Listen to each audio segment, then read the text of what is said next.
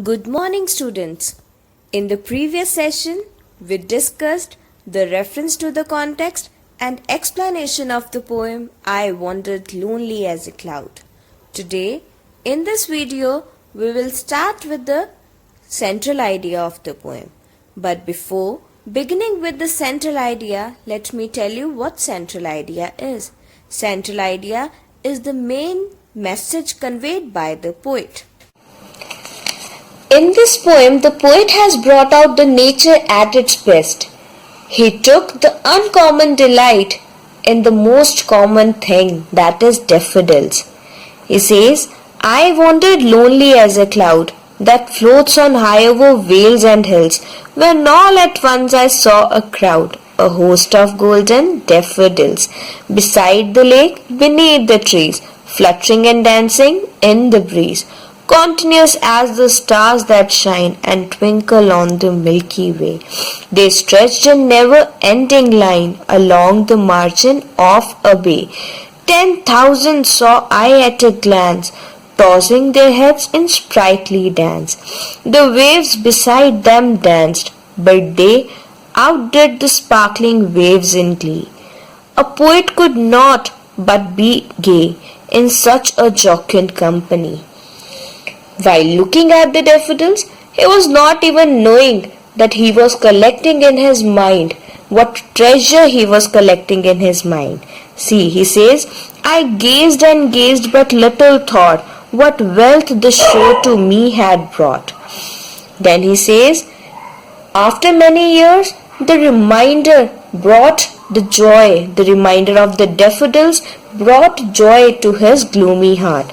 He says, for oft when on my couch I lie, in vacant or in pensive mood, they flash upon that inward eye, which is the bliss of solitude. And then my heart with pleasure fills and dances with the daffodils. He says that the reminder, just the reminder of that scene when he saw daffodils, brings joy to his gloomy heart. So let's start with the central idea. Open your copies and write down the heading Central Idea. Now, what message does the poet give?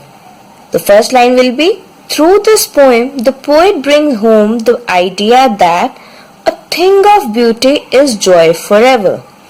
He says that once while roaming, he had come across a group of golden daffodils.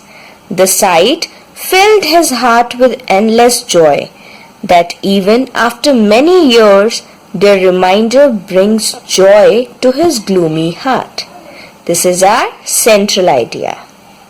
Now let's start with the back exercises of the poem. Open page 86 of your book. A part. Add suitable words and complete the summary of the poem given below. As we had already discussed the summary, take help of that to solve it. Part B.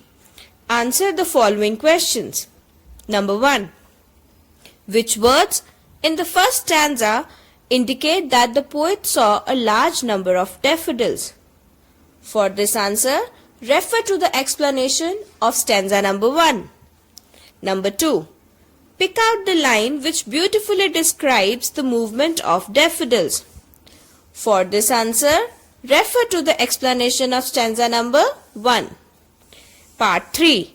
How did the poet feel in the company of the daffodils?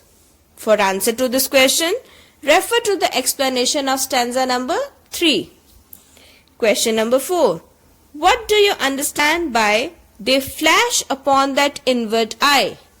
For answer to this question, refer to the explanation of stanza number 4. Part C. A simile is a comparison between two different things and brings out some similarities. Words like as and like are used while making the comparison. In the first stanza of the given poem, the poet compares himself to a cloud because he was wandering about aimlessly. Now, explain the simile used by the poet in the second stanza. For answer to this question, refer to the explanation of stanza number 2. D part. Give antonyms of the following words. Now, what are antonyms? Antonyms are the opposites. So, try to find out and write the opposites of high, floats, wealth. Part E. Give 2 rhymings for each of the following words taken from the poem. Now, rhyming words are the words giving the same sound. For example, the rhymings of crowd can be loud, cloud.